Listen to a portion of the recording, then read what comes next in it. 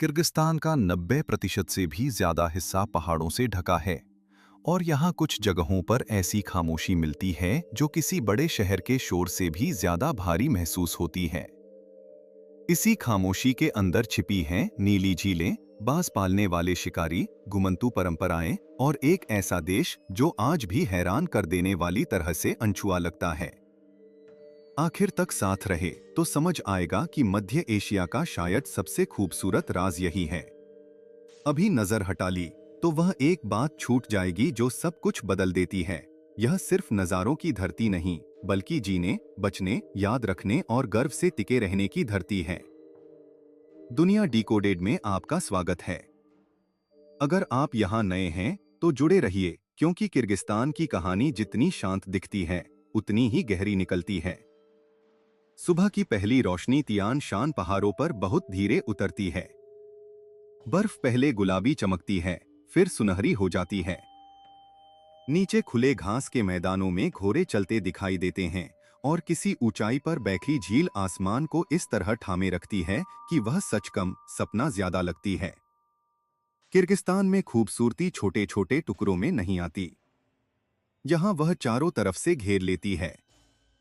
मध्य Asia के दिल में बसा यह देश चारों तरफ से कजाकिस्तान, उज़्बेकिस्तान, ताजिकिस्तान और चीन से घिरा है। समुद्र तक इसका सीधा रास्ता नहीं, लेकिन पानी की कमी नहीं, मैदान कम है मगर खुलापन कम नहीं। आकार में यह बहुत बड़ा नहीं दिखता, फिर भी एहसास में विशाल लगता है। वजह साफ है, यहाँ जमीन सीधी नहीं चलती, उठती है, मुड़ती है, टूटती है, चढ़ती है और फिर अचानक किसी चौड़ी घाटी या चमकती नदी में खुई जाती है। किर्गिस्तान उन देशों में है जहां प्रकृति सिर्फ पृष्ठभूमि नहीं है, वहीं मुख्य किरदार है। सड़कें कहां जाएंगी, गांव कहां बसेंगे, लोग क्या खाएंगे, साल के किस मौसम में कहां रहेंगे, इन सब का फैसला पहाड़ करते हैं। तियान शान पर्वतमाला देश के बड़े हिस्से पर छाई हुई है। दूर तक फैली आलातू श्रृंखलाएं, बर्फ से ढकी चोटियां, ग्लेशियरों से निकली नदियां और ऊंचाई पर फैले हरे मैदान जिन्हें जेलू कहा जाता है, किर्गिस्तान की असली धड़कन है। गर्मियों में किसी जेलू को देखिए, गोल युर्त तंबू हवा में टिके हैं, पास ही बंधे घोड़े बीच बीच में जमीन कुरेदते हैं, बच्चे खुले मैदान में भाग रहे हैं, अंदर चाय की भाप उठ रही है। दूर, बहुत दूर सफेद चोटियां ऐसे खड़ी हैं जैसे पूरी घाटी की रखवाली कर रही हों। भारत और पाकिस्तान के बहुत से लोगों को यह दृश्य कहीं न कहीं अपना सा लगेगा। कश्मीर की कसत, गिलगित बाल्टिस्तान का विस्तार, हिमाचल की ठंडी हवा, लेकिन यहाँ सब कुछ और ज्यादा खुला और ज्यादा जंगली और ज्यादा पुराना महसूस होता है। यहाँ घोड़े सिर्फ जानवर नहीं हैं, वे रास्ता हैं, साथी हैं और पहचान भी हैं। घास पर पड़ती उनके खुरों की आवाज में एक लय है, जैसे इस देश की पुरानी यादें अब भी चल रही हों। कई जगहों पर सड़कें खत्म होती हैं और पगडंडियां शुरू हो जाती हैं। तभी समझ आता है कि किर्गिस्तान को दूर से देखना और उसके अंदर उतरकर महसूस करना दो अलग बातें हैं। और अभी तो शुरुआत है, क्योंकि इस देश का सबसे मशहूर चमत्कार किसी पहाड़ की चोटी पर नहीं, एक ऐसी झील में मिलता है जो लगभग नामुमकिन लगती है। इस्सिक-कुल, एक ऐसी झील जो पहली नजर में झील कम, पहाड़ों के बीच फंसा हुआ समुद्र ज्यादा लगती है। यह दुनिया की सबसे बड़ी ऊंचाई वाली झीलों में गिनी जाती है। चारों ओर बर्फीले पहाड़, लेकिन गर्मियों में पानी चमकदार नीला। और सबसे दिलचस्प बात, इतनी ऊंचाई पर होने के बावजूद यह आसानी से पूरी तरह जमती नहीं, जैसे ठंड से इसका कोई पुराना समझौता हो। इस्सिक-कुल के किनारे खड़े होकर हवा अलग लगती है। उसमें नमक वाला समुद्रीपन नहीं, बल्कि पहाड़ों की साफ ठंडक होती है। पानी दूर तक फैला है, लेकिन उसके पीछे हमेशा चोटियां दिखाई देती हैं। यही विरोधाभास इसे यादगार बनाता है। एक तरफ ऐसा दृश्य जो सुकून देता है, दूसरी तरफ ऐसा एहसास कि प्रकृति यहाँ अब भी इंसान से बड़ी है। लेकिन किर्गिस्तान सिर्फ इस्सिक-कुल नहीं है, सोंग-कुल है, जहां पहुंचते ही दुनिया की रफ्तार धीमी पड़ जाती है। सुनहरी घास, खुला आसमान, दूर तक फैला शांत पानी और बीच बीच में चलते झुंड। यहाँ गर्मियों में कई परिवार अपने मवेशियों के साथ ऊंचे मैदानों में आ जाते हैं। युर्त फिर से बसते हैं। शाम को धुआं उठता है। बच्चे घोड़ों के आसपास मंडराते हैं और जब सूरज ढलता है तो झील के ऊपर का रंग किसी किताब में नहीं समझाया जा सकता। अलाकुल एक और कहानी है। वहां पहुंचना आसान नहीं। चढ़ाई है, पतली हवा है, थकान है। लेकिन फिर अचानक सामने एक फिरोजी झील खुलती है, इतनी तेज रंगत के साथ कि पहली नजर में रंगी हुई लगती है। किर्गिस्तान बार बार यही करता है, पहले परीक्षा लेता है, फिर इनाम देता है। अगर इस वक्त यह जगह दिल को छू रही है तो साथ बने रहिए और चैनल को याद रखिए, क्योंकि किर्गिस्तान अभी और भी चौंकाने वाला होने वाला है। झीलों के बाद बात आती है उन लोगों की जिनकी वजह से यह देश सिर्फ खूबसूरत नहीं, जिंदा महसूस होता है। किर्गिस्तान की पहचान उसके घुमंतू अतीत से जुड़ी है। युर्त इसका सबसे बड़ा प्रतीक है। बाहर से देखें तो बस एक गोल तंबू लगता है, लेकिन उसके अंदर इतिहास, समझदारी और घर की गर्माहट एक साथ मिलती है। तेज हवा, बदलता मौसम, खुला मैदान, इन सब के बीच युर्त एक चलता फिरता घर है। नारिन के पास एक ऊंची घाटी में रहने वाला एक परिवार अक्सर मेहमानों को इसी तरह अंदर बुलाता है। दरवाजा नीचा होता है, इसलिए झुककर प्रवेश करना पड़ता है। फर्श पर बिछे रंगीन गलीचे, बीच में रखी चाय, ताज़ा रोटी, कोने में रखा सामान और बुजुर्गों के चेहरे पर वह शांत गरिमा, यह सब बहुत जाना पहचाना लगता है। भारत और पाकिस्तान में जैसे मेहमान का सम्मान दिल से किया जाता है, वैसे ही यहाँ भी चाय सिर्फ पेय नहीं, अपनापन है। रोटी सिर्फ खाना नहीं, बरकत है। और परिवार सिर्फ साथ रहने वाले लोग नहीं, जीवन का केंद्र है। घोड़े अब भी यहाँ की संस्कृति के बीचों बीच हैं। कई इलाकों में बच्चे बहुत छोटी उम्र से सवारी सीख लेते हैं। कुछ क्षेत्रों में बांस के साथ शिकार की परंपरा भी अब तक बची हुई है। जब एक शिकारी अपने बांस को हाथ पर बिठाकर दूर घाटी की तरफ देखता है तो वह दृश्य किसी मंच पर दिखाए गए प्रदर्शन जैसा नहीं लगता। उसमें रोजमर्रा की सच्चाई होती है। किर्गिज लोगों की सांस्कृतिक आत्मा का एक और गहरा हिस्सा है मानस का महाकाव्य। यह सिर्फ एक पुरानी कहानी नहीं, बल्कि सामूहिक स्मृति है। पीढ़ियों से इसे सुनाया गया, याद रखा गया, आगे बढ़ाया गया। यह इतिहास किताबों से उतना नहीं, लोगों की आवाजों से चलता है। रेशम मार्ग ने भी इस धरती को आकार दिया। सदियों तक कारवां इन रास्तों से गुजरे, लोग आए, सामान बदला, भाषाएं मिली और जीवन का ढंग बनता गया। फिर सोवियत दौर आया, जिसने शहरों, शिक्षा, ढांचे और राजनीति को बदल दिया। लेकिन पहाड़ों और परिवारों के भीतर जो पुराना ताना बाना था, वह पूरी तरह टूटा नहीं। और यहीं से किर्गिस्तान दिलचस्प बनता है। पुराना गया नहीं, नया आया है और दोनों साथ साथ चल रहे हैं। लेकिन कहानी यहीं थमती नहीं। असली फर्क तब दिखता है जब यही परंपराएं शहरों की रोजमर्रा की जिंदगी से मिलती हैं। बिश्केक, देश की राजधानी, पहली नजर में बहुतों की उम्मीद से अलग लगती है। चौड़ी सड़कें, पेड़ों से भरे रास्ते, सोवियत दौर की इमारतें, खुले चौक, पार्क, कैफे और युवा चेहरों से भरी गलियां। यह शहर पहाड़ों के देश का शहरी चेहरा है। सुबह लोग काम पर जा रहे हैं, दोपहर में छात्र बातें कर रहे हैं और शाम को परिवार पार्कों में टहलते दिखाई देते हैं। दूर बर्फीले पहाड़ फिर भी मौजूद रहते हैं, जैसे शहर को याद दिला रहे हों कि उसकी जड़ें कहाँ हैं। फिर आता है ओश, जो इस इलाके के सबसे पुराने शहरों में गिना जाता है।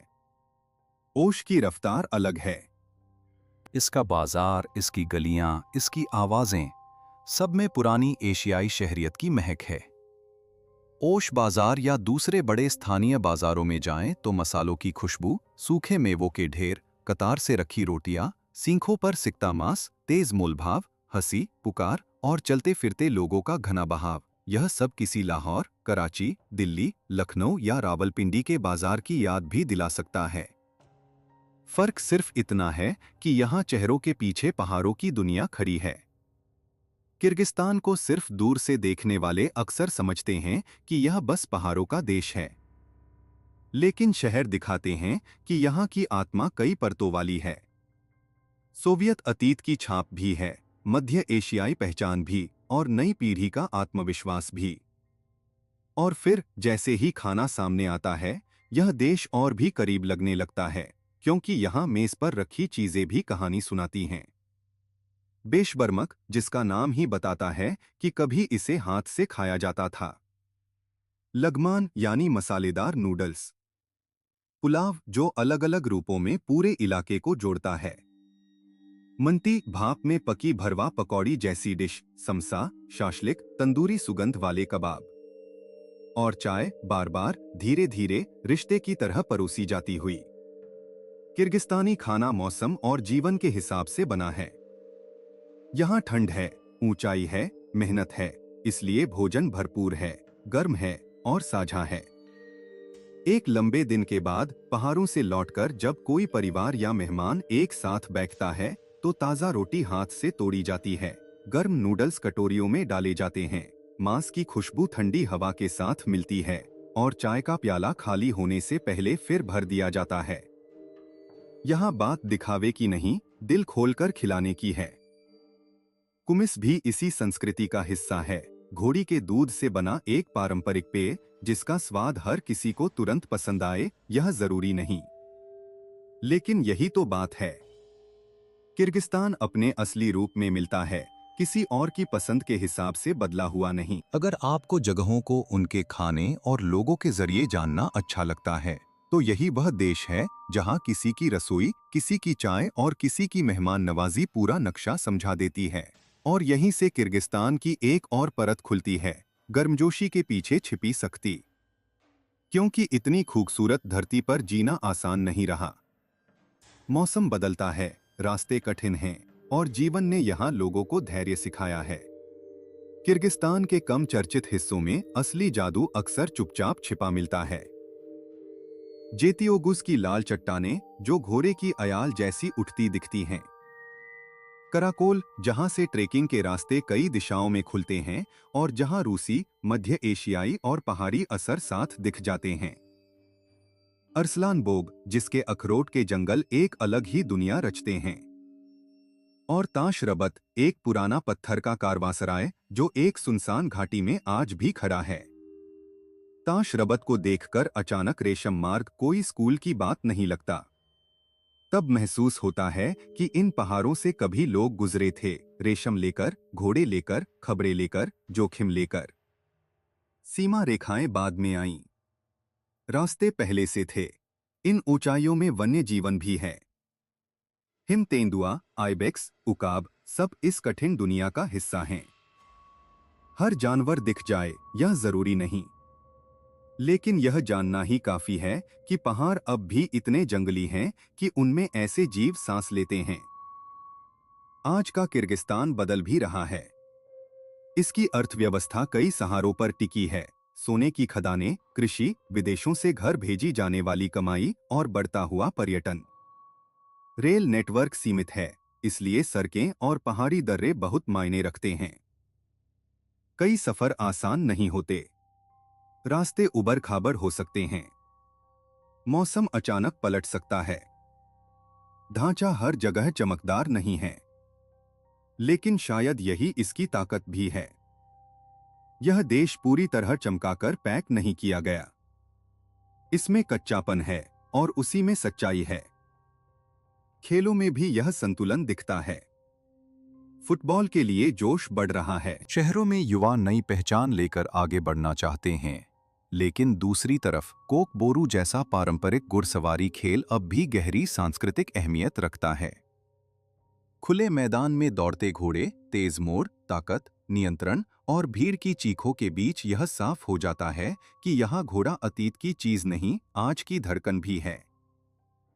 अगर आप अब तक साथ हैं, तो दिल से बताइए, किर्गिस्तान में सबसे पहले कहाँ जाना चाहेंगे? पहाड़ी झील, युर्त कैंप या कोई छिपी हुई घाटी? क्योंकि इस देश की सबसे बड़ी बात कोई एक जगह नहीं है।